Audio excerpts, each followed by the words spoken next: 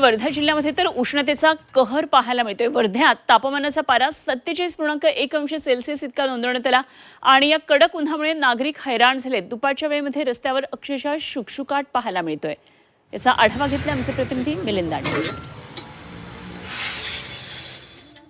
तापमानाचा पारा 47 पार केलाय आणि त्यामुळे वर्ध्यामध्ये मोठ्या प्रमाणात उष्णतेची लाट आहे। कधी नव्हे इतकं तापमान वर्ध्यामध्ये पोहोचलेलं आहे आणि त्यामुळे थंड पेयांच्या दुकानावर मोठ्या प्रमाणात गर्दी नागरिकांची होताना दिसते।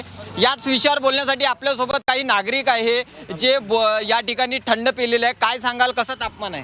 तापमान खूप जास्त आहे सर। काय वाटते, कसं काय परिस्थिती आहे वर्धेची? वर्धेची भयानक परिस्थिती आहे।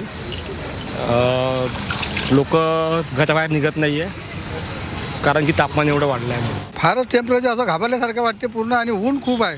उन्हामुळे कुठं बाहेर निघायची इच्छा पण कामं असल्यामुळे काय निघावं लागते। या वर्षीचा खूपच हायस्ट वाटते। पुन्हा इतिहासात पुन्हा दोन तीन वर्षात 50चा पार करून असं या तापमानावर वाटत आहे। जर एकंदरीत बघितलं तर या वर्षीचा जो उन्हाळा आहे, या वर्षीचं जे तापमान आहे ते मोठ्या प्रमाणात असल्याची देखील प्रतिक्रिया नागरिकांकडून देण्यात आलेली आहे। मिलिंद दांडे, झी 24 तास, वर्धा।